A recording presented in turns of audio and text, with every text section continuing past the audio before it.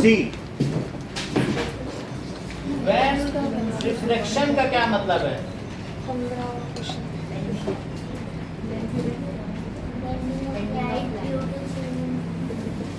When light moves from one medium to other medium, transparent medium.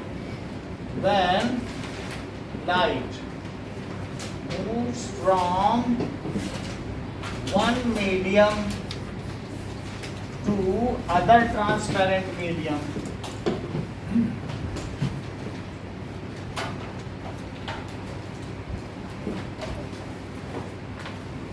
Then it either ये bend हो जाती है, bends towards normal or away from normal.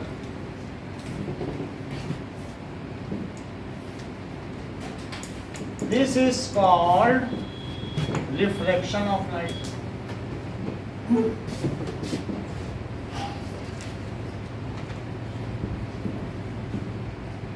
पहले देखें क्या ये ऐसा होता है, फिर उसके बाद आगे की भी बात करें।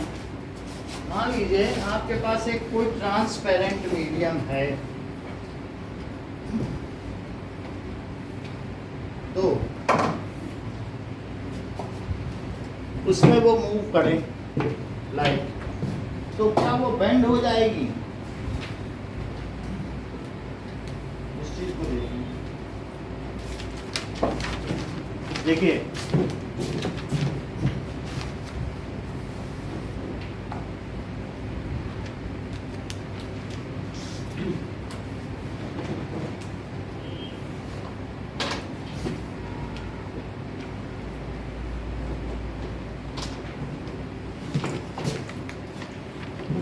हमारे पास एक ये ग्लास स्लैब है और मैं इसमें लाइट डाल रहा हूं, तो यहाँ पर ये क्या हो कि अगर इस पे डाली जाए तो ये अपने पाथ से बेंड हो जाए, तो उसको कहेंगे कि बेंडिंग ऑफ लाइट। अभी दिखा रहे हैं आपको कि एक मीडियम से दूसरे मीडियम में जाए तो जिधर उसे जाना चाहिए उधर ना जाए, जिसमें आपको पाथ दिखेगा वहीं पता चलेगी। कुछ लग रहा है बेंड हो रहा है? देखो दिख रहा है, फिर से देखो आप लोग कि मान लीजिए तो थोड़ा सा कोलाइडल होगा तब दिखेगी, कुछ बेंड होती दिख रही, देखी? अब जानी कहीं और से या जहाँ कहीं और रही, ऐसा लग रहा है? देखो दिखा? तो when it moves from one medium, उधर वाले भी देखें, वन मीडियम से अदर मीडियम में जाए तो क्या होगी बोलो? देखो लग रहा है नीचे वाली रे का डायरेक्शन अलग है और हम कहीं और फेंक रहे हैं। फिर से देखो, ये देखो कहीं और जा रही कि नहीं? तो इट इज बेंडिंग डाउन, और हटा लें तो उधर जाने लगे और रख दें तो इधर जाने लगे। कुछ अलग हुआ? ये देखो हटा लिया तो उधर जा रही और रख दिया, बेंड हुई कि नहीं? फिर से देखो, आप लोग भी देखें, मान लीजिए ये मैंने हटा, ये अब आपको ये हटाया तो उधर गई और रख दिया तो इधर आई, तो उससे क्या पता चला बोलो कि बेंड हो रही कि नहीं? ये देखो बेंडिंग भी अलग अलग डायरेक्शन में, कितने अमाउंट पे बेंडिंग है, समझ में आई कि नहीं? तो when moves from one medium to other, तो क्या होगा बताइए? तो what does it mean by refraction? Bending of light when it crosses, moves from one transparent medium to other is called refraction of light. यदि वो एक पारदर्शी माध्यम से दूसरे पारदर्शी माध्यम से प्रकाश गुजरता है तो वो अपनी दिशा से मुड़ जाता है, इसी को अपवर्तन कहते हैं। भाई अब मान लीजिए ओपेक से करेंगे तो पास ही नहीं हो पाएगा, तो ट्रांसल्यूसेंट ही ले लो, लेकिन कुछ ना कुछ होना चाहिए जिससे पास हो रही है। Bending of light when it moves from one transparent medium to other transparent medium, तो bend हो जाता है। कहाँ पर? That is or away from. So देखो इस चीज को, कहाँ पे बेंड होता है? बेंडिंग ऑफ लाइट इंटरफेस पे होगा। कहाँ पे बेंड होगा? इंटरफेस। जैसे ये लाइट आई तो जहां दो मीडियम मिलते हैं उस मीडियम को क्या कहते हैं? इंटरफेस। इंटरफेस। तो ये मीडियम 1 है और ये क्या है? जिस मीडियम से लाइट जाती है उसको मीडियम 1 कहा जाता है और इंटरफेस पे नॉर्मल ड्रॉ किया जाता है। और अगर मान लो ये डेंसर मीडियम है तो ये लाइट इधर ना जा करके टुवर्ड्स नॉर्मल हो जाएगी। जैसे डेंसर ग्लास डेंसर होता है कि नहीं, तो इसलिए जब वो या, लेकिन हमें अभी आगे देखना है ये बात। अभी तो आप सिर्फ समझो बेंड होती है। Bending of light at interface when it moves from one transparent medium to other transparent medium is called refraction. बोलो इस बात को। Bending of light at interface when it moves from one transparent medium to another transparent medium is called refraction of light. Repeat करिए। When light is moved from one medium to another medium of transparent medium and bend, it's called Bending of light at interface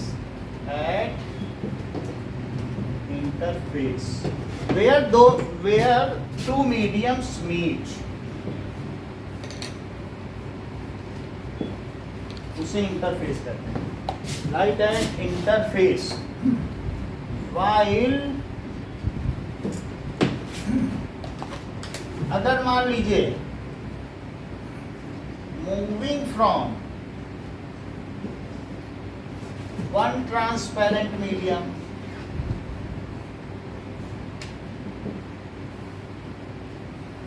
to other transparent medium is called refraction. ये जो bending हुई है, प्रकाश का मुड़ जाना ही refraction होता है। It is due to change of speed in light in various medium. Speed of light is different. It is fastest in vacuum. सबसे ज्यादा किसमें है? लेकिन जो दूसरे मीडियम है उसमें और कम होती चली जाती है। तो हर एक मीडियम में अलग अलग स्पीड है और इस वजह से वो मुड़ जाती है। जरा फिर से देखो, ये क्या होता है bending? This bending occurs as the speed of light changes when it enters into other transparent medium. So this bending occurs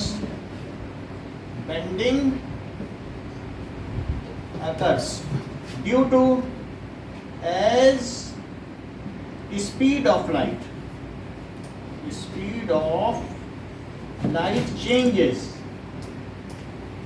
when it moves from one medium to other।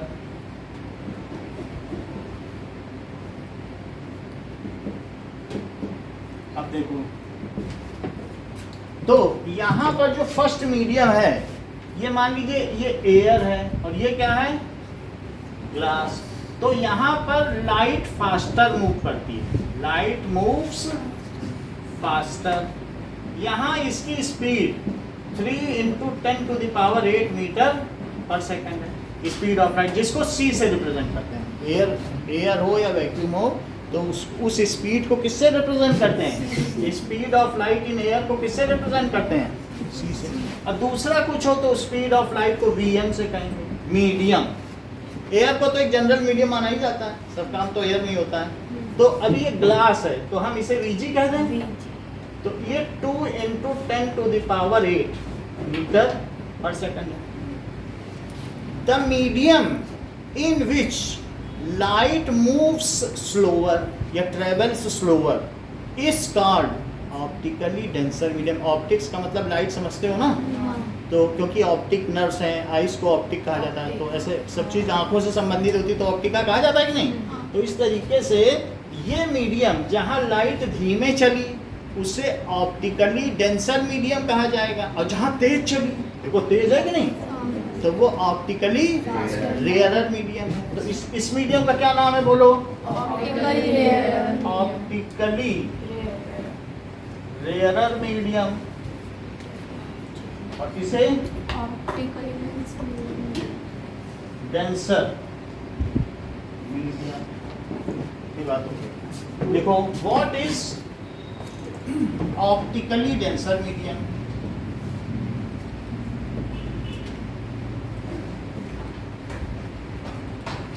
The medium in which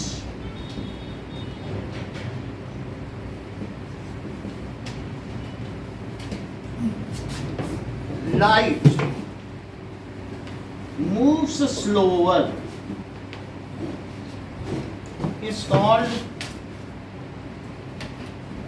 optically denser medium।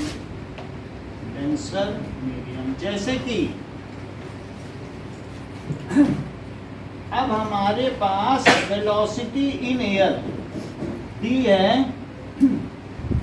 3 × 10⁸ metre पर second. अच्छा, velocity in water light की तो 2.25 × 10⁸ metre पर second. और velocity in glass क्या दी है? 2 × 10⁸।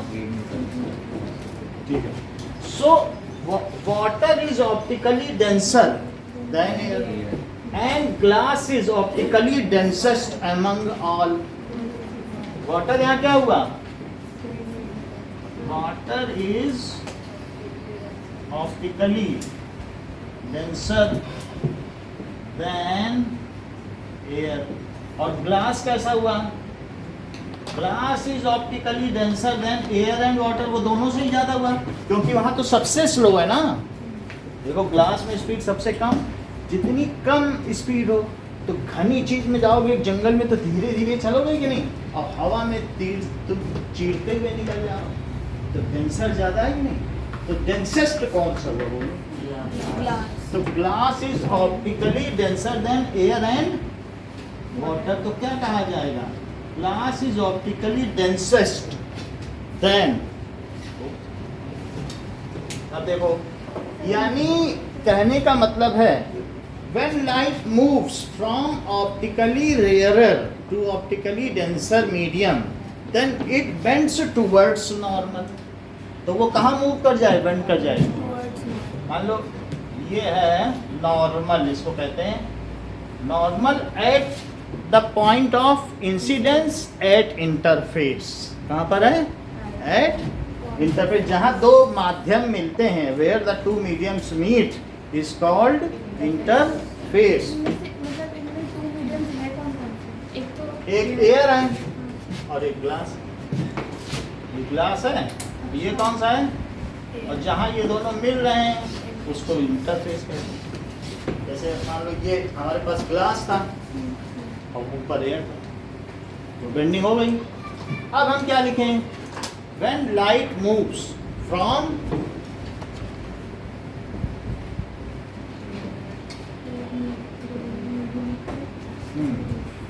Optically rare medium लिखा है ऊपर कि नहीं? जहां तेज चले लाइट वो रेयर है।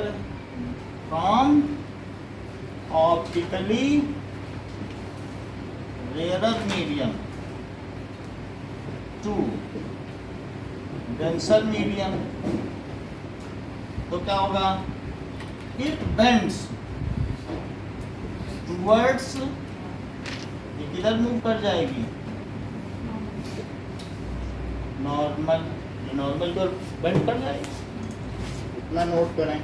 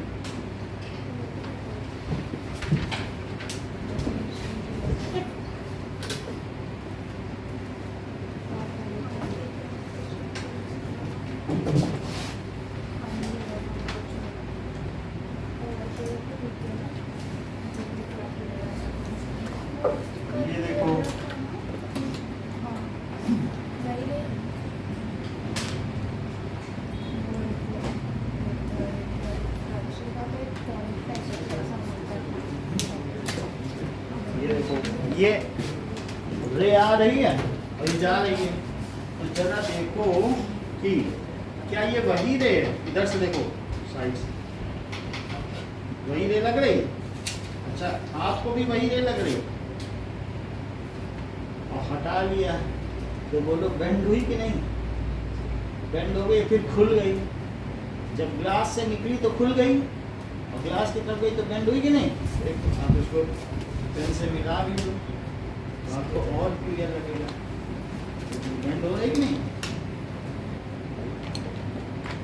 इधर जानी चाहिए, बेंड हो गई कि नहीं?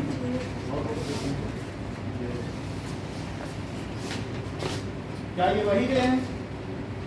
लेकिन आप भी देखो,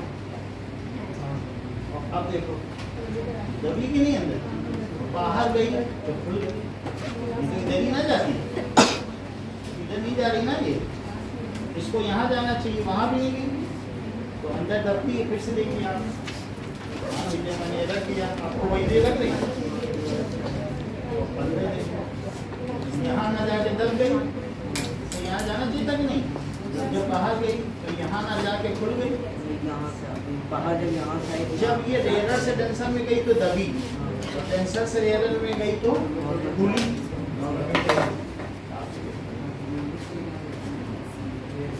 ये तो देखेंगे आप,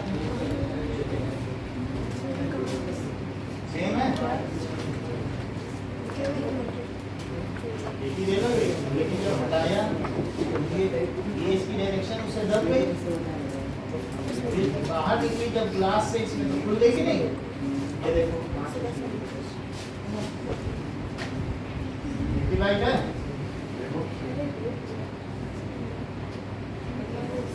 तब ये वही जो है ना, एक लग रही कि नहीं? अब देखो ये इसकी लाइन है, यहाँ जानी चाहिए थी कि नहीं? लेकिन दब गई कि नहीं? जब यहाँ से निकलने की बारी आई तो अपने में बिना जाके खुल गई। अभी बता रहे हैं ग्लास से जब निकलती है तो है ऐसे गई है, लेकिन अंदर ये ऐसे जाके फिर ऐसे निकली, तो when it moves from rare to denser, वो मैं रीजन अभी बताऊंगा, लेकिन अभी आप समझो जब ये एयर से ग्लास में गई तो अंदर दबी नॉर्मल, और जब एयर ग्लास से एयर में तो खुली कि नहीं? रीजन में बताऊंगा, लेकिन ऐसा हुआ है ना आपने देखा भी। अब देखो क्या एक ही लग रही, अब देखो आप ही देखो, अब देखो, अब मान लो जैसे इसे हटाया तो इसे इधर जाना चाहिए था कि नहीं? लेकिन ये अंदर दब गई जब एयर से ग्लास में गई, और इसे यहाँ से ऐसे जाना चाहिए था, ये तो वहाँ नहीं गई, और यहाँ ना जा करके वो इधर आ गई तो खुली। अगर ये ऐसे सीधा जाता तो इससे जाके इससे ना लेते, ये यहाँ चली जाती इसके पहले, तो इसलिए डेविएट हो गई। ये खुलने के बाद भी इससे तो डाइवर्टेड ही है। कढ़ाई अपने से ये देख लो, ये सो ये देखिए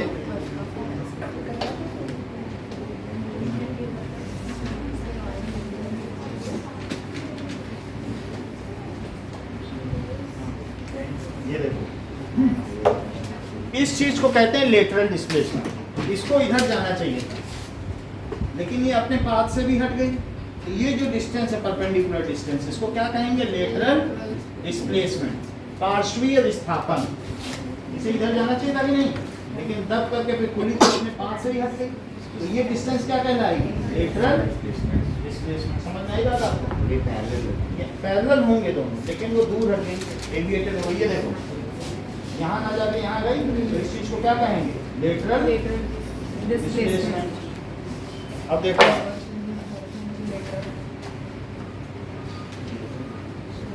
सेम दिख रहा है ब्लैक वाला, हाँ, और लेकिन जब हटाया तो अपनी जगह ना जाके अंदर दबी है, हाँ, और इधर इसे इधर जाना चाहिए था, हाँ, लेकिन ये खुल गई, तो ग्लास से जब एयर में गई तो नॉर्मल से अवे हुई, हाँ, और एयर से ग्लास में गई तो नॉर्मल को दबी, हाँ, लेकिन फिर भी ये अपने पाथ से विचलित तो हो ही गई। It is deviated from its original path and this is called lateral displacement. Parallel ऐसे लग रहा था कि ऐसे हाँ, तो ऐसे लगेगा बट होता नहीं है, हमेशा पैरेलल ही होगी। पैरेलल होंगी। ये देखो सेम लग रही है ब्लैक वाली, और हटा दिया तो ये इधर न जाने के बजाय दब गई ना, और फिर इसके बाद यहाँ न जाने के बाद इधर जानी चाहिए थी अपनी जगह, वो खुल गई, तो जब ग्लास से एयर में जाएगी, डेंसर से रेयरर में तो खुलेगी, और रेयरर से डेंसर में जाएगी तो नॉर्मल की ओर दबेगी। यहाँ क्या लिखा है, when it moves from rarer to denser it bends towards normal, जब गई अंदर की नहीं।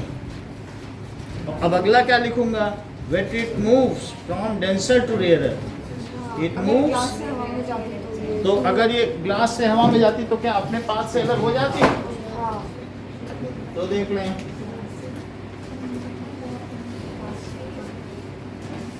नाउ सीट मान लीजिए दिख रही भाई, अब ये देखो इसे यहाँ जाना चाहिए था, तब गई कि नहीं रेयर से डेंसर में, और अब इसे यहाँ जाना चाहिए तो खुल गई, तो जब रेयर से डेंसर में जाएगी तो दबेगी, और जब डेंसर से रेयर में जाएगी खुलेगी। However, it is now deviated from its original path while transmission, ये ट्रांसमिशन हो गया, उसी मीडियम से उसी मीडियम में फिर आ गई, and the distance, perpendicular distance between these two lines, original path and the new path, is called lateral displacement। ये देखो सेम दिख रहा है भाई,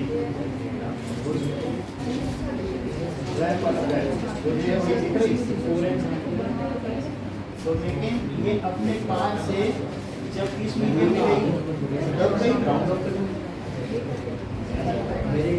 यही गलत होता है कि पूरा रिकनसाइल हो रहा था एक साथ नहीं, ये दब गई, और जब इसे यहाँ फिर से लेयरर में गई तो यहाँ में जाके खुल गई, लेकिन ऐसा करने पर ये अपनी ओरिजिनल पाथ से तो डेविएट हो ही गई, तो जितना डेविएट हो गई उसको कहते हैं lateral displacement. It get displaced however remains parallel, ये यहाँ गई फिर दबी फिर खुली, लेकिन इस दबने और खुलने के चक्कर में ये इसके पैरेलल तो रही बट डिस्प्लेस तो हो ही गई।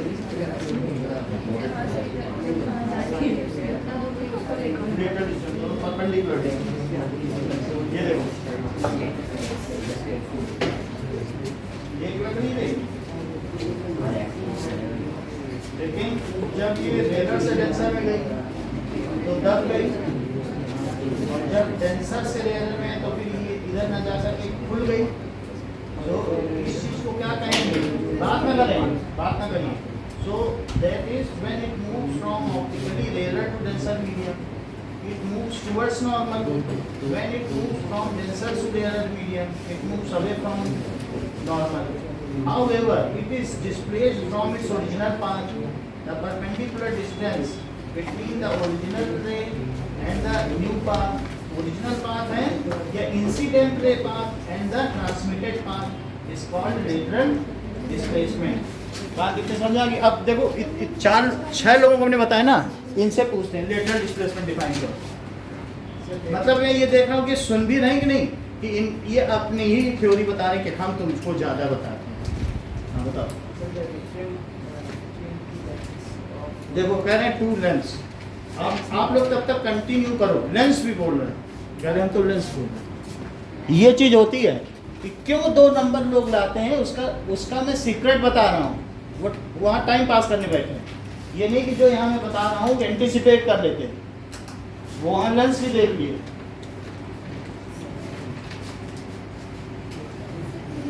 और अभी पीछे वाले से पूछा ही ईशान पूरा बता देगा।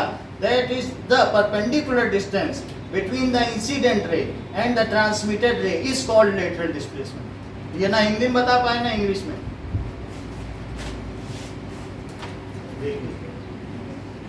ठीक है। सो अब ये हमने हटा दिया, इधर जाना चाहिए और फिर अंदर जब लेयर सिलेक्शन में ऐसा से लेयर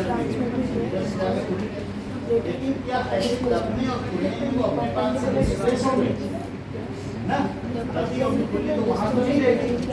इस तरीके से the perpendicular distance between incident ray and the transmitted is called lateral displacement. चलो एक बार और बता दो बेटा, आप क्या नाम है आपका? हाँ बोलो, व्हाट इज लेटरल डिस्प्लेसमेंट? पार्श्वीय विस्थापन से आप क्या समझते हो?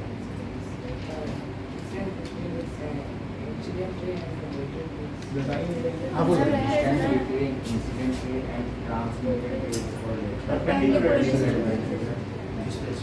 ठीक है। When it moves from rarer medium, denser medium to rarer medium, sentence पूरा करो। When it moves here, Denser medium to rarer, ये एयर है। then it moves towards northern, then when it moves denser medium to rare medium, then it get away from northern. ठीक है। Lateral displacement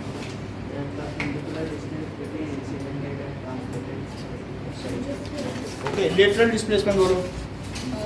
Perpendicular distance between the incident ray and the transmitted ray is called lateral.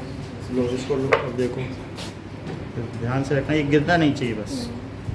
चल now अब देखो, तो perpendicular distance मतलब कैसे नापता है उसे? वो अभी हम सब बता देंगे, बस थोड़ा सा आपको इनके एंगल जैसे जो बनते हैं उसका भी कोई वो है?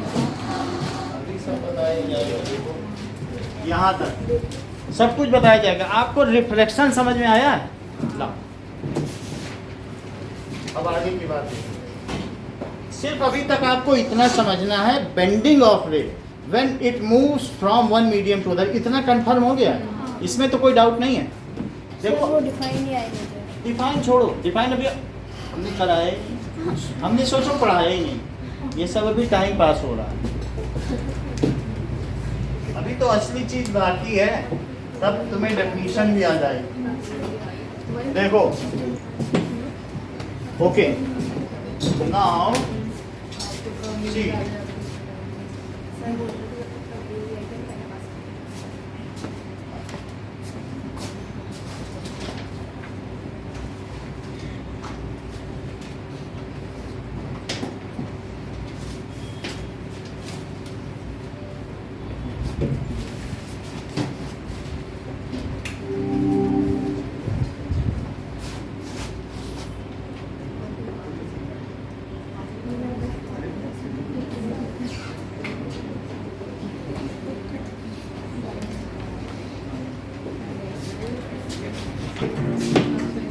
देखो ये देखो, तो अब मान लो कि इसमें एक नीचे से चली जाए और एक ऊपर से जाए, बट हम इसमें ऐसा थोड़ा बहुत तो कर पाएंगे, बट यहाँ पर आएगा नहीं।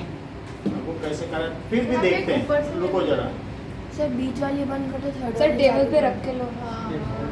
सर उसको रख दो, एक अंदर से एक तो सीधे से जा रही है, अब ऊपर एक से इसके जाए। ऊपर से जाए तो उसमें लेटरल डिस्प्लेसमेंट हो सर जाए। तो ग्लास को तो ग्लास को नीचे ही कर दो, ग्लास को तो नीचे। यहाँ से ग्लास के नीचे रख सर दो। ग्लास को देखो इसमें क्या है ना, एक सीधी चली जाए इसमें आप से, थर्ड वाली चला दो ना, बीच की बंद करके। वो वाली ऊपर नहीं रही, बट उसमें लेटरल डिस्प्लेसमेंट हो रहा है। दो में देखो, ये देख रहे हो, एक एक आ रही है इसमें से, बट उस फिगर में ज़्यादा क्लियर है। एक ग्लास से जा रही है, वो क्लियर है अपने आप।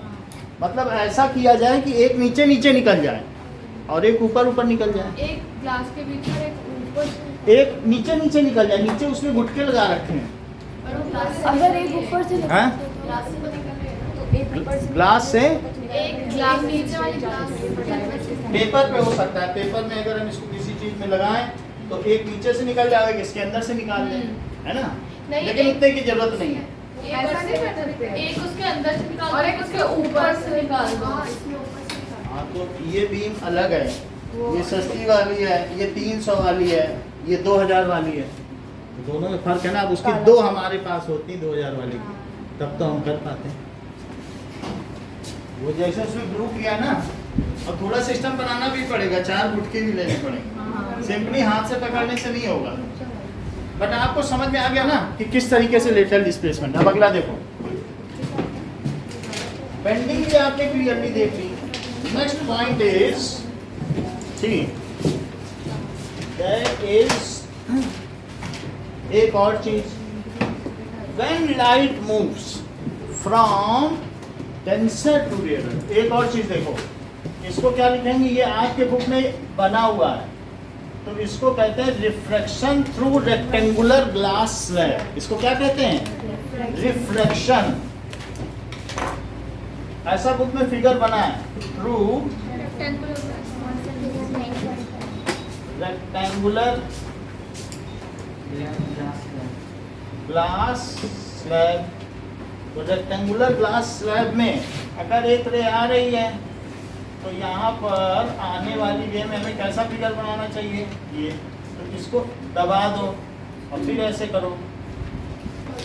लेकिन जो हमारी इंसिडेंट रे है उसको एक्सटेंड करो। If path of incident ray is extended तो क्या हो, अभी इसका हम पाथ एक्सटेंड कर रहे हैं थोड़ा सा।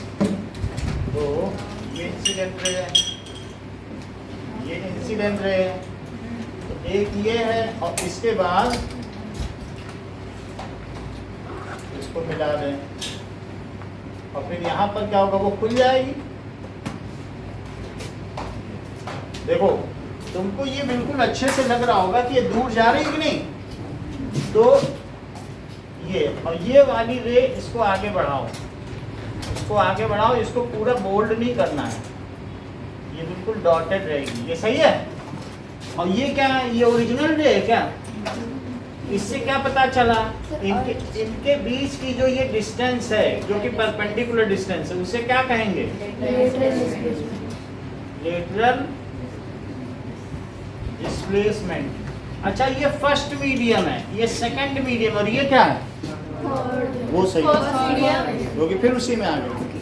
अच्छा, ये कौन सी रे है, इंसिडेंट रे, ये ट्रांसमिटेड वो बता रही है रिफ्लेक्टेड रे, और जो फिर से उसी मीडियम में आ जाए तब ट्रांसमिटेड बोलना। अच्छा, और ये देखो, ये कौन सी रे है, सर ये कितनी मुड़ेगी कैसे पता चलेगा। वो अभी हम बताएंगे, स्नेल्स लॉ। इंसिडेंट रे है, और ये बोलो ये कौन सी रे है, ये वाली रिफ्लेक्टेड रे, और ये कौन सी है, ट्रांसमिटेड रे। कुछ लोग इसे इमरजेंट रे भी कहते हैं, इमरजेंट। बात समझ में आ गई। ये क्या है, normal at the interface, normal at the interface. ये बात समझ आ गई। सो व्हेन लाइट, पहले ध्यान से सुनो बेटा फिर बोलना Manish. When light moves from rarer medium to denser, it bends towards normal, and when it moves from denser to rarer, it bends away from normal. इतना ही। When light moves from rarer medium to denser, it bends towards normal.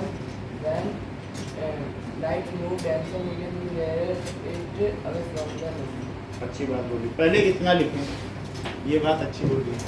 When light moves वो rarer to denser वाला लिखिए। from, लिख लिया ना, अब लिखो from denser to rarer, denser medium to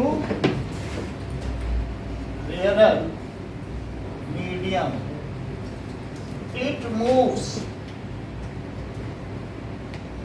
away from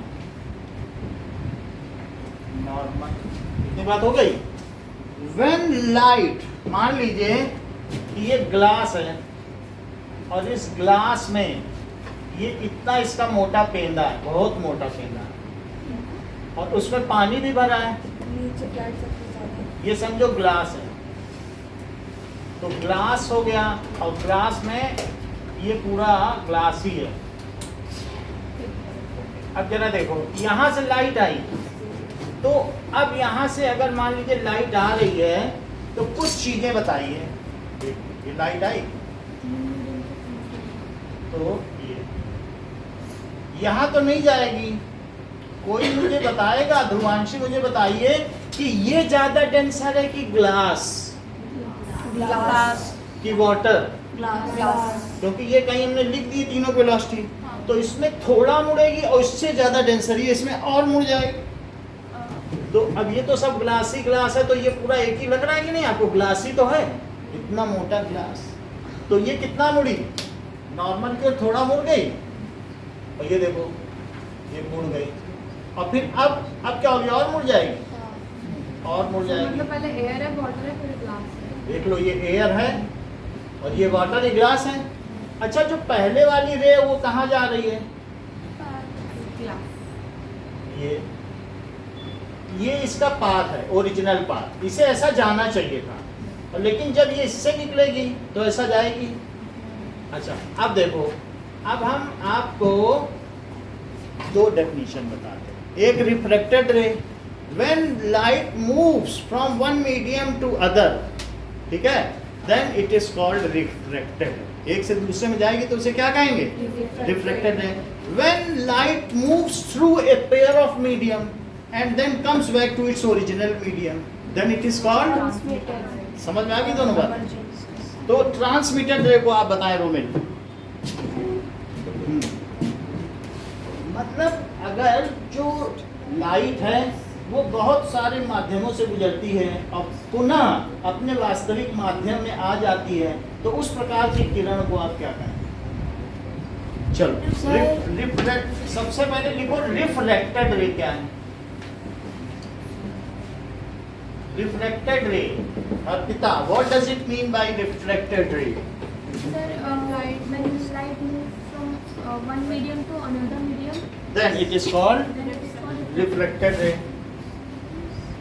When light incident at, ठीक है? When incident light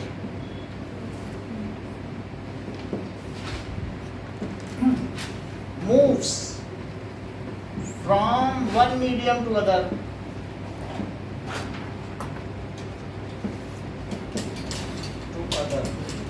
then it is called, तब उसे अपवर्तित किरण कहते हैं। It is called refracted ray. Neha, what does it mean by transmitted ray या emergent ray? आप बहुत सारे हर्डल से पास करें और इमर्ज आउट हो जाएं, वापस फिर से अपनी जगह आ जाएं, तो उसे इमरजेंट रे बोलिए। Saumya, when light moves from a pair of medium moves and through a pair of medium and comes back to its original सही medium, बात है। then When light moves through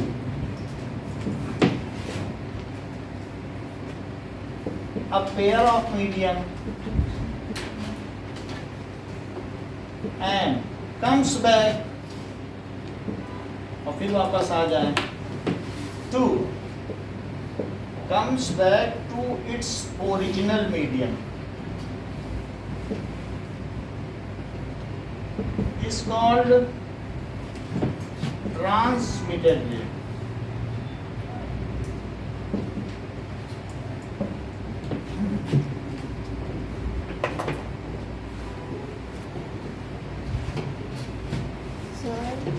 Now, जैसे यहाँ पे दो मीडियम थे, यहाँ पे तीन मीडियम है, हाँ, तो यहाँ पे पेयर है, यहाँ पे पेयर नहीं, ये पेयर ऑफ मीडियम है, ये तीन मीडियम है, तो ट्रिपलेट ऑफ मीडियम है। हाँ बोलो। तो जब भी एक रे पास होकर अपने वापस सेम मीडियम में आती है तो उसे ट्रांसमिटेड करते हैं। Through a pair of mediums, मतलब यहाँ पे इन दोनों मीडियम को पेयर ऑफ कहा है और फिर comes back to original medium, या मूव्स थ्रू ए मीडियम, इसे भी कह सकते हैं moves through a number of, मैंने ये दिखा है एक से गुजरे, दो से गुजरे या कईयों से, through a number of medium से भी गुजर सकते, 3 से भी ज़्यादा ज़्यादा से भी गुजर सकते। जैसे जैसे हम आगे की क्लासेस में जाएंगे ये कईयों से गुजरेगी, अभी तो हम एक से ही देख रहे हैं, लेकिन फिर भी समझाने के लिए आपको दिया कि दो से भी गुजर सकती है, तो दबी फिर और दबी और फिर निकल गई, है ना, ज़्यादा डेंसर में जा रही कि नहीं। तो ट्रांसमिटेड का मतलब अपने में फिर से आ जाए। अब हम देखेंगे लेटरल डिस्प्लेसमेंट क्या होता है। What is lateral displacement?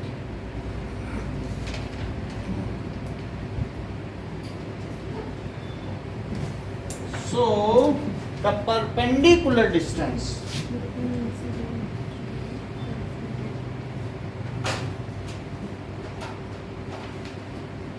between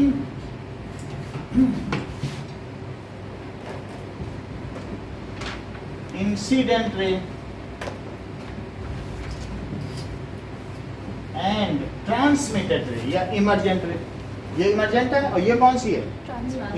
मतलब इंसिडेंट है ना, उसी का तो पाथ है। तो perpendicular distance between incident ray and transmitted रे, कुछ लोग कहते हैं एक्सटेंडेड इंसिडेंट रे, वो आपके ऊपर है, अगर उतना याद कर सकें तो ठीक है, नहीं तो इंसिडेंट रे भी याद कर सकते हैं। एक्सटेंडेड वो हमने आगे बढ़ा दी ना, तो आप क्या याद कर सकते हैं?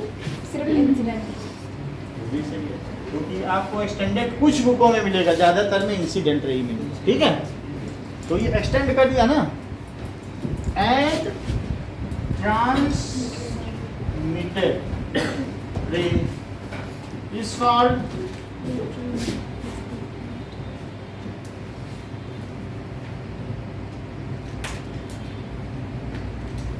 meant। अब जरा देखें कि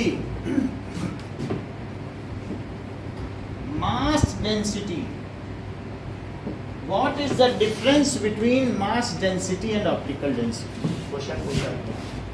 mass density and optical density, differentiate between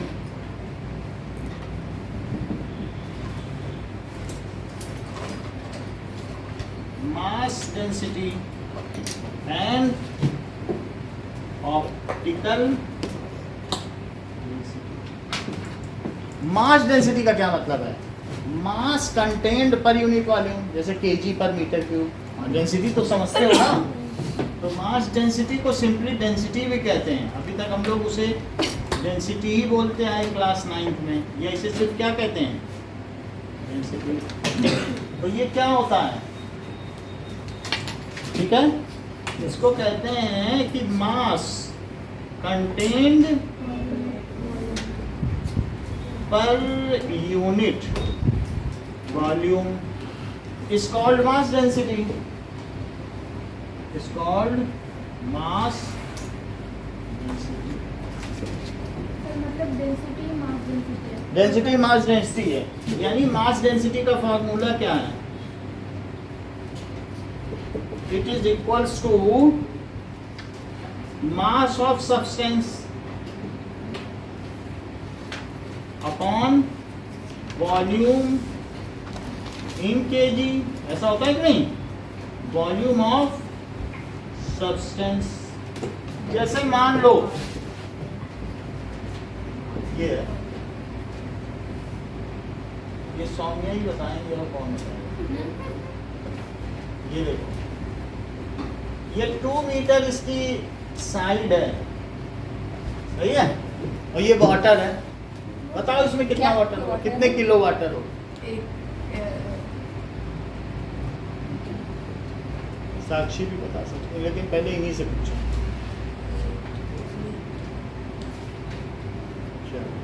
Arpita पहले बताएं। 8 मीटर क्यूब इसका वॉल्यूम है। हमें ये चाहिए इसमें कितने केजी पानी है। लीटर में तो ठीक है, केजी में लगता है। कितने में चाहिए? बता दिया उन्होंने, फिर भी हम आपसे पूछेंगे, भगवान से बता चुके हैं। आप केजी में कभी लाते थे क्या? लो ये लीटर में आता है। किलो लीटर होगा सर। कोई बात नहीं, हाँ बोलो। 8 किलो लीटर। लो, बता दिया इन्होंने 8000 kg। समझ लोगे तब। इनको मालूम है 1000 kg पर मीटर क्यूब है, 9 पे पढ़ रखा है। तो 1 मीटर क्यूब में कितना पानी होता है?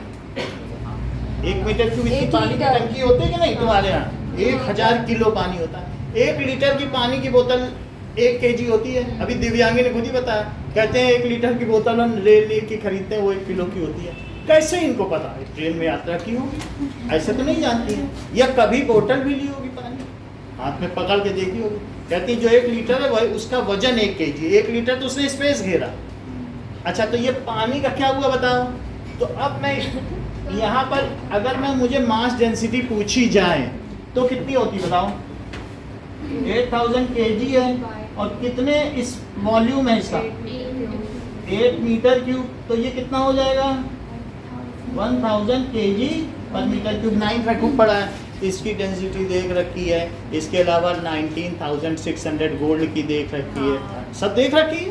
वहाँ पर 1800 सिल्वर की भी थी, 13600 भी थी, 5600 आयरन की थी, ऐसे 50 की देख रखी 9 थी। लेकिन हम सिर्फ वाटर की पूछ रहे थे और इन्होंने दबी आवाज में बता दिया सर वाटर की ये होती है, हमने ट्रेन में यात्रा की है। अच्छा, अब जरा देखो यहीं पर कैरोसिन की डेंसिटी कितनी है? कैरोसिन, ये तो वाटर था, और इसी में अगर मैं कैरोसिन ले लूं तो 1 लो, 1 मीटर, तो दैट इज इक्वल्स टू 780 ग्राम। मतलब कितना होता है? ये 1000 किलो है और 780 kg। तो बताओ किसकी मास डेंसिटी ज्यादा है? बोलो, कैरोसिन की ज्यादा है कि वाटर की? कैरोसिन ऑयल मालूम है ना, पेट्रोल या कैरोसिन, तो किसकी ज्यादा है? लो, इन्होंने बता दिया कि कैरोसिन की कम है। कैसे बताया? वो हम बताएं भाई, तो यही बता सके ना कि कम ज्यादा कौन है। अरे डिवाइड करेंगे तो आंसर कम आएगा। मास डेंसिटी ऑफ कैरोसिन कितनी है बोलो? 780 kg और 1 मीटर क्यूब, भाई 1 है उसकी डायमेंशन, तो कितनी आ गई? 780 किलोग्राम kg पर मीटर क्यूब है। तो मास डेंसिटी किसकी ज्यादा हुई? अच्छा, so mass density of water is more than, किससे ज्यादा है? तो कैरोसिन पानी में मिसिबल तो है नहीं, घुलनशील तो नहीं है। तो पानी के ऊपर अगर घासलेट या मिट्टी का तेल डाल दिया जाए तो वो ऊपर तैरेगा कि नीचे बैठ जाएगा? देख लो, तो ऊपर कैरोसिन तैरता रहेगा, के ऑयल, जिससे स्टोव भी जलाया जाता है, और ये वाटर है। अच्छा, तो बोलो कौन बाई मास डेंसर है? वाटर डेंसर है, ये रेयर है। लेकिन जब लाइट के पास होने की बात होती है तो ऑप्टिकली ये डेंसर है। देख लो, सुनो जरा इधर, इसकी मास डेंसिटी क्या है? मोर। और ऑप्टिकल डेंसिटी की अगर बात की जाए तो कैरोसिन ऑयल की ऑप्टिकल डेंसिटी मोर। समझ लो, लाइट को ज्यादा वो अब मैं समझाने जा रहा हूँ। सो देखो, वाटर और के ऑयल, तो ये क्वेश्चन खूब पूछा जाता है। तो इसकी वाटर और के ऑयल की लिखो, वाटर और के ऑयल, यहाँ लिखो mass density. Mass density, mass density इसकी मोर है और इसकी लेस। अब जरा देखो स्पीड ऑफ लाइट, तो स्पीड ऑफ लाइट किसमें ज्यादा है? इसमें तुम्हें मालूम है कितनी है? इसमें है 2.25 इंटू 10 टू द पावर 8, और कैरोसिन में 2 ही है। इसमें चल ही नहीं पाती लाइट, जबकि हल्का दिखने में ऐसा लग रहा है हल्का, इसमें आराम से चल जाए, लेकिन मॉलिक्यूल इसके ऐसे भी सपोर्ट नहीं करते लाइट, अब इसके कर देते हैं। तो क्या तुम मुझे ये बता सकते हो कि which is optically denser? Kerosene oil, क्योंकि जिसमें लाइट की स्पीड जितनी ज़्यादा कम हो जाए, जिसमें लाइट सबसे धीमे चले वही तो ऑप्टिकली डेंसर होता है। तो ऑप्टिकल डेंसिटी किसकी ज़्यादा है? ये पेयर ऑफ क्वेश्चन पूछा जाता है। Right a pair of medium in which one has more optical density and while other has more mass density. Sir optical density का वो देखो उन्होंने अच्छी definition। चीज पूछ ली, ऑप्टिकल डेंसिटी की डेफिनेशन लिखो। तो ये देखिए ये क्या चीज है, इसमें इसकी लेस है और ये क्या है, बात समझ में आई? Mass density optical density. अब ऑप्टिकल डेंसिटी की डेफिनेशन लिखो। ऑप्टिकल डेंसिटी ऑफ मीडियम, अगर किसी मीडियम की चाहिए तो that is speed of light in air upon speed of light in that medium. मैं आपसे कहूं कि optical density of a medium is called refractive index, उसे क्या कहते हैं? Refractive index, and it is the ratio of speed of light in air to speed of light in that medium. जरा देखो तो ऑप्टिकल डेंसिटी ऑफ ग्लास तो जरा निकालो, बोलो मैं क्या लिखूं ऊपर? ऊपर कोई बताए? बहुत अच्छा, that is velocity of light in air upon velocity of light in glass लिख दूं। अब अभी थोड़ी देर पहले तुमको क्या बात बताई गई? ऑप्टिकल डेंसिटी का दूसरा नाम क्या है? It is measured in refractive index. So refractive index of glass क्या होगा बोलो? रिफ्रैक्टिव इंडेक्स ऑफ ग्लास यही चीज है ऑप्टिकल डेंसिटी। तो velocity of light in air और वेलोसिटी इन ग्लास, बताओ क्या लिखा जाए? क्या 3 × 10⁸ और नीचे क्या लिखते हैं? और ये मीटर पर सेकंड, और ये तो ये कटा और ये कटा, तो बोलो कितना आ गया? 1.5 आ गया। अब आप इस चीज को अपनी बुक में चार्ट में देखें, क्या ग्लास का रिफ्रैक्टिव इंडेक्स 1.5 दिया गया है? ऐसा देखिए, जो नई बुक है उसका पेज नंबर अलग होगा, लेकिन इसी में क्राउन ग्लास है, फ्लिंट ग्लास जो दिया हो, सही है? तो 1.5 देख लिया ना। अब लिखो रिफ्रैक्टिव इंडेक्स क्या होता है, देख लिया सबने? सो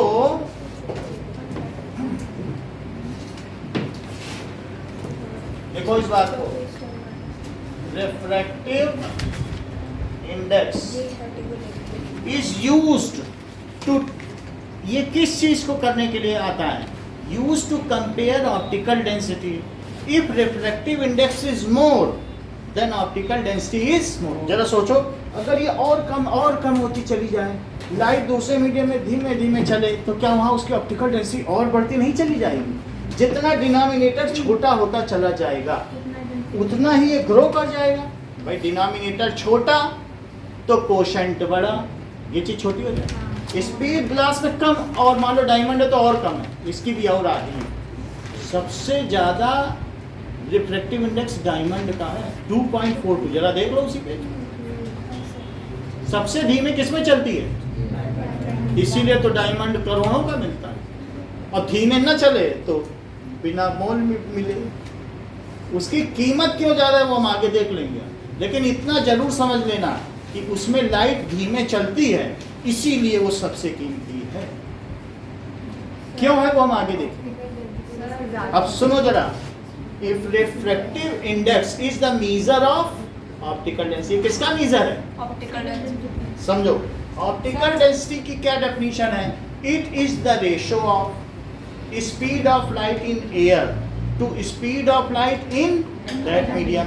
फिर से समझिए, optical density of a medium, अभी रिपीट करना है आपको, optical density of a medium is the ratio of speed of light in air to speed of light in that medium. Repeat करो, Optical density of a medium is the ratio of speed of light in air to the speed of light in that medium. और एक चीज repeat करो, it is also called refractive index of that medium.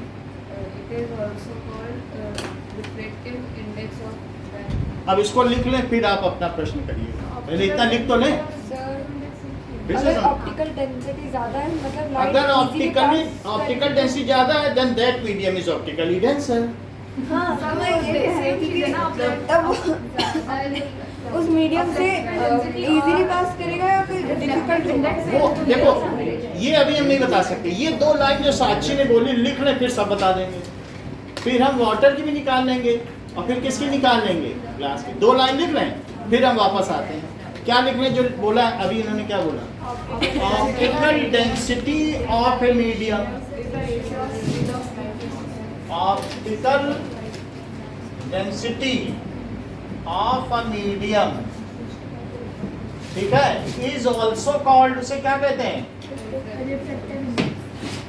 Refractive index of that medium, of that medium. अब जरा देखो, so refractive index of a medium, उसे क्या कहेंगे? Is ratio of, Anshika sentence पूरा करो। Is ratio of speed of light in air to speed of light in atmosphere. Speed of light in air to speed of light in that medium. If optical density is more, then that medium is optically denser. जरा देखो कि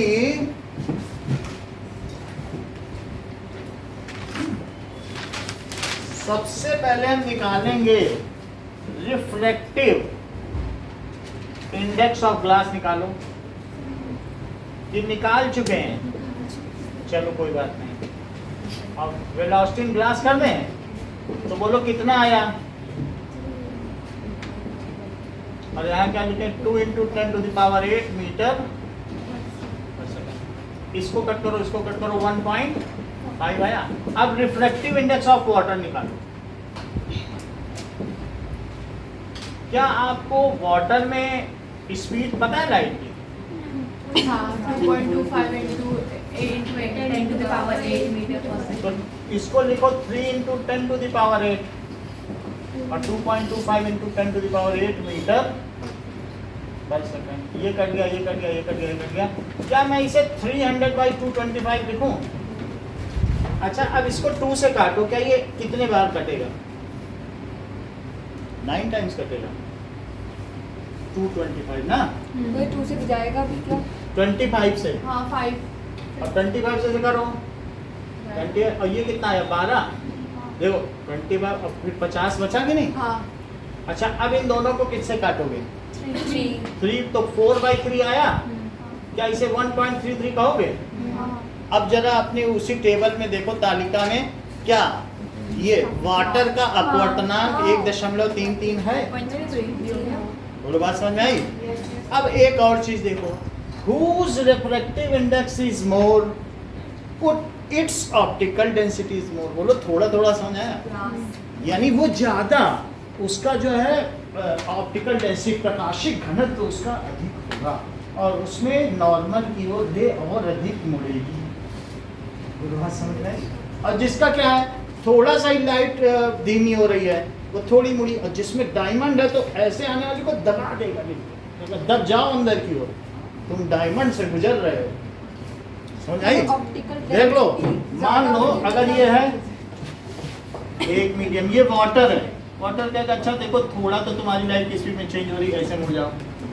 और ये क्या है? ये ऐसे मुड़ रहा है, और डायमंड है तो दबा ही देगा। क्यों दबाएगा, ये हमारा अगला सवाल है, हम जान लेंगे इस चीज को, दबाता क्यों। भाई सबसे बड़ा अंशिका ने तो यही सवाल किया कि सर ठीक है आपने वीडियो दिखा दिया मुड़ता है, लेकिन आखिर मुड़ता क्यों है? यही सवाल तो अंशिका का है। पार्टिकल्स की वजह से। लो, इन्होंने बता दिया, असली चीज उन्होंने ही बताई है। अब हम लोग इसी हाइजन थ्योरी को समझ लेंगे जो ध्रुवांशी ने समझी। मैंने कुछ नहीं समझा। मैं ये क्या आग कंगन को आरसी, क्या पढ़े लिखे को फारसी। अब जबकि इनको पता चल गया तो हम सबको भी पता चल जाए। सर मैं ये कह रही थी कि अगर अब मैं भी कुछ कह रहा हूँ। इसकी ऑप्टिकल डेंसिटी देख लो, ऑप्टिकल डेंसिटी को ईटा ही तो कहते हो, ईटा, ग्रीक लेटर। तो ईटा ऑफ वाटर कितना है बोलो, बोलो बात सही है। ईटा कैसे बना, कैसे बना, एंड में इतने डिजाइन एन बनाओ, हमें एन है ऑप्टिकल डेंसिटी। देख लो रिफ्रैक्टिव इंडेक्स को क्या कहते हैं, एन। तो एन ऑफ वाटर तो लिख लोगे ग्लास, एन में तो कोई दिक्कत नहीं ना, सही है। सर ये क्या बोलते हैं, एयर का ऑप्टिकल रिफ्रैक्टिव इंडेक्स कैसे निकालेंगे? एयर का भी अभी निकाल देते हैं, 1.0029 है, लेकिन अभी मैं बता रहा हूँ, धीरे धीरे बताऊंगा। पहले दो का देखें जिनकी हमें स्पीड पता है, ठीक है। तो धीरे धीरे चीजें सीखें। अब ये बोलो एन ग्लास कितना है, बोलो 1.5, और एन डायमंड कितना है, 2.4 तो सबसे लास्ट पे लिखा है। The medium whose optical density is most, light travels slowest in that and it bends towards normal most। जिसकी ऑप्टिकल डेंसिटी, जिसका रिफ्रैक्टिव इंडेक्स ज्यादा, तो उससे क्या पता चलता है, हाँ ऑप्टिकल डेंसिटी ज्यादा होगी तो अगर मीडियम भी डेंसर होगा ना। अब हम लोग ऑप्टिकल डेंसिटी वर्ड यूज नहीं करेंगे, अब हम रिफ्रैक्टिव इंडेक्स यूज करेंगे, क्योंकि उसके लिए एक वर्ड दिया गया है। तो अब हम शुरू में कह रहे थे ऐसे, लेकिन अब नहीं बोलेंगे। The medium whose refractive index is most, क्यों हुआ ज़्यादा, क्योंकि नीचे की चीज़ कम हो गई होगी ना। तो light travels slowest and the light bends towards normal most. इस सेंटेंस को बोलो। If the refractive index is more than its speed of light, then speed of light in that then medium speed of light in that medium becomes slower, least, हाँ become least and bends most. ये सही। इस चीज को लिख लें, है ना। So medium whose refractive index, जिसका रिफ्रैक्टिव इंडेक्स क्या होगा, हाईएस्ट हो जाए, ठीक है, इज ऑप्टिकली डेंस, वो डेंसेस्ट हो गया, ऑप्टिकली डेंसेस्ट हो गया। और क्या हो जाएगा, in this speed of light कैसी होगी, is least and the light bends towards normal most, and light bends towards normal most। अब हम कुछ बात कर रहे हैं, चलो। सो पहली चीज है रिफ्रैक्शन क्या होता है। Sir normal at the interface में और क्या लिखना ही पड़ेगा,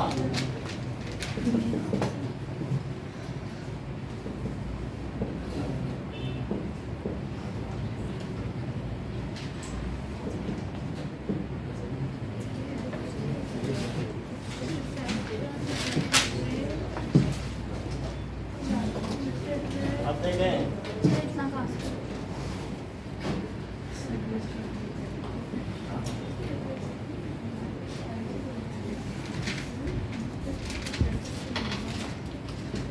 डायमंड वाला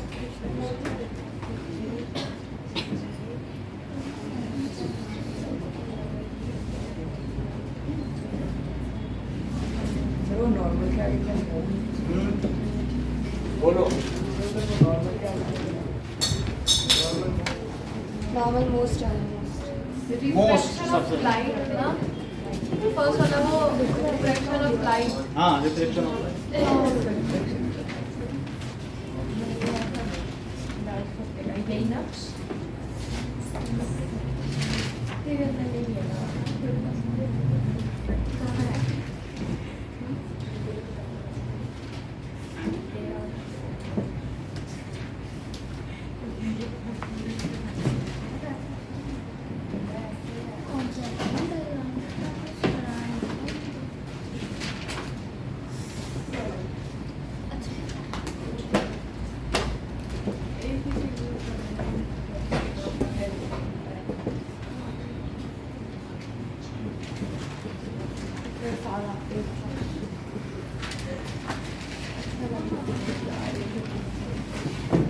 सेकेंड क्वेश्चन क्या क्या दिखाना है डायग्राम में? IROMN डैश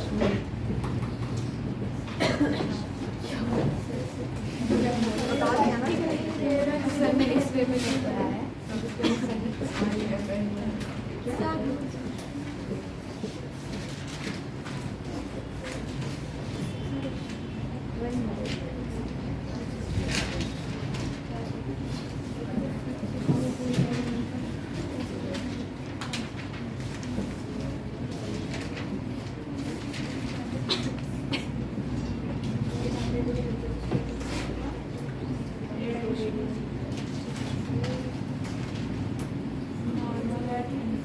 इतना सारा एक साथ नहीं, थोड़ा कम कर।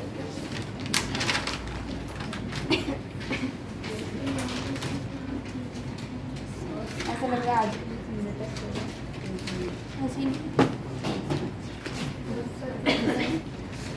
ये आपको मालूम नहीं है कि इतने में ही 2-3 लोग पूरा लिख जाएंगे। सर सेकंड कौन है ये समझ ये हमें नहीं पता, लेकिन 2-3 लोग कर जाएंगे। सर सेकंड में क्या क्या दिखाना है उस डायग्राम में?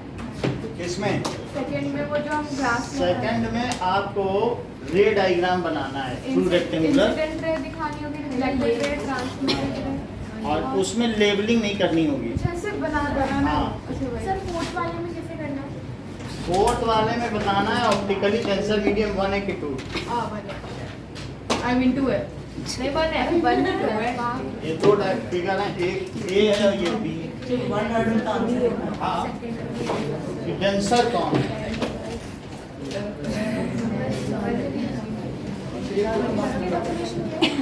कौन सा फिगर ऑप्टिकली डेंसर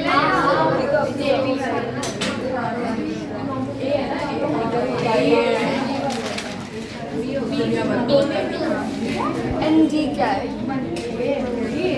अच्छा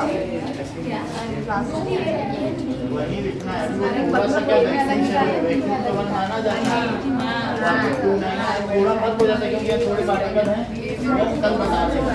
अभी आपको एक ही चीज़ सिखा रहे हैं।